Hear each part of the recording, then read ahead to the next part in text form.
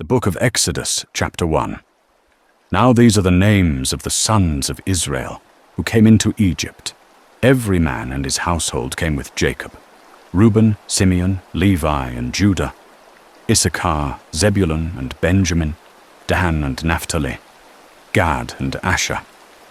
And all the souls that came out of the loins of Jacob were 70 souls. And Joseph was in Egypt already. And Joseph died, and all his brethren, and all that generation. And the children of Israel were fruitful, and increased abundantly, and multiplied, and waxed exceeding mighty, and the land was filled with them. Now there arose a new king over Egypt, who knew not Joseph.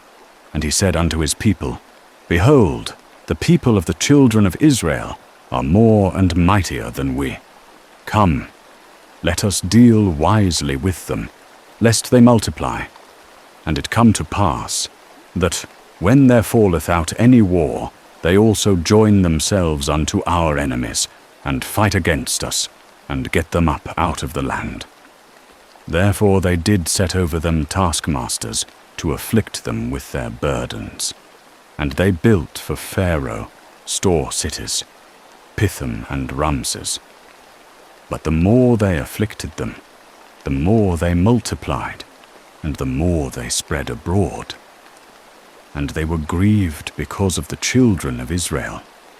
And the Egyptians made the children of Israel to serve with rigor. And they made their lives bitter with hard service, in mortar and in brick, and in all manner of service in the field, all their service, wherein they made them serve with rigor. And the king of Egypt spake to the Hebrew midwives, of whom the name of the one was Shiphrah, and the name of the other Puah.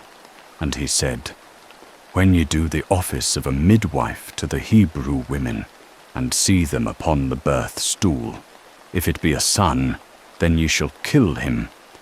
But if it be a daughter, then she shall live. But the midwives feared God, and did not as the king of Egypt commanded them, but saved the men children alive.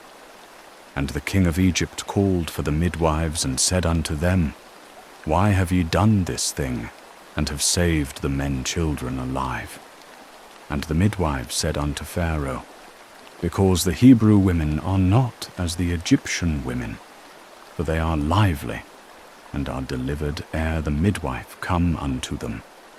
And God dealt well with the midwives, and the people multiplied, and waxed very mighty.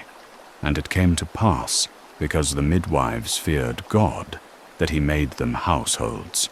And Pharaoh charged all his people, saying, Every son that is born ye shall cast into the river, and every daughter ye shall save alive. The book of Exodus, chapter 2. And there went a man of the house of Levi, and took to wife a daughter of Levi. And the woman conceived, and bare a son. And when she saw him that he was a goodly child, she hid him 3 months. And when she could not longer hide him, she took for him an ark of bulrushes, and daubed it with slime and with pitch, and she put the child therein, and laid it in the flags by the river's brink. And his sister stood afar off, to know what would be done to him. And the daughter of Pharaoh came down to bathe at the river, and her maidens walked along by the riverside. And she saw the ark among the flags, and sent her handmaid to fetch it. And she opened it, and saw the child. And behold, the babe wept. And she had compassion on him, and said, This is one of the Hebrews' children. Then said his sister to Pharaoh's daughter, Shall I go and call thee a nurse of the Hebrew women, that she may nurse the child for thee? And Pharaoh's daughter said to her, Go. And the maiden went and called the child's mother. And Pharaoh's daughter said unto her, Take this child away, and nurse it for me, and I will give thee thy wages. And the woman took the child, and nursed it. And the child grew, And she brought him unto Pharaoh's daughter, and he became her son. And she called his name Moses, and said, Because I drew him out of the water. And it came to pass in those days, when Moses was grown up, that he went out unto his brethren, and looked on their burdens. And he saw an Egyptian smiting a Hebrew, one of his brethren. And he looked this way and that way. And when he saw that there was no man, he smote the Egyptian, and hid him in the sand. And he went out the second day, and behold, 2 men of the Hebrews were striving together. And he said to him that did the wrong, Wherefore smitest thou thy fellow? And he said, Who made thee a prince and a judge over us? Thinkest thou to kill me, as thou killedst the Egyptian? And Moses feared, and said, Surely the thing is known. Now when Pharaoh heard this thing, he sought to slay Moses. But Moses fled from the face of Pharaoh, and dwelt in the land of Midian. And he sat down by a well. Now the priest of Midian had 7 daughters, and they came and drew water, and filled the troughs to water their father's flock. And the shepherds came and drove them away, but Moses stood up and helped them, and watered their flock. And when they came to Reuel, their father, he said, How is it that ye are come so soon today? And they said, An Egyptian delivered us out of the hand of the shepherds, and moreover he drew water for us, and watered the flock. And he said unto his daughters, And where is he? Why is it that ye have left the man? Call him, that he may eat bread. And Moses was content to dwell with the man, and he gave Moses Zipporah his daughter. And she bare a son, and he called his name Gershom, for he said, I have been a sojourner in a foreign land. And it came to pass in the course of those many days that the king of Egypt died, and the children of Israel sighed by reason of the bondage, and they cried, and their cry came up unto God by reason of the bondage. And God heard their groaning, and God remembered his covenant with Abraham, with Isaac, and with Jacob. And God saw the children of Israel, and God took knowledge of them. The Book of Exodus, chapter 3. Now Moses was keeping the flock of Jethro, his father-in-law, the priest of Midian. And he led the flock to the back of the wilderness, and came to the mountain of God, unto Horeb. And the angel of Jehovah appeared unto him, in a flame of fire out of the midst of a bush. And he looked, and behold, the bush burned with fire, and the bush was not consumed. And Moses said, I will turn aside now, and see this great sight, why the bush is not burnt. And when Jehovah saw that he turned aside to see, God called unto him out of the midst of the bush, and said, Moses, Moses. And he said, Here am I. And he said, Draw not nigh hither, put off thy shoes from off thy feet, for the place whereon thou standest is holy ground. Moreover he said, I am the God of thy father, the God of Abraham, the God of Isaac, and the God of Jacob. And Moses hid his face, for he was afraid to look upon God. And Jehovah said, I have surely seen the affliction of my people that are in Egypt, and have heard their cry by reason of their taskmasters.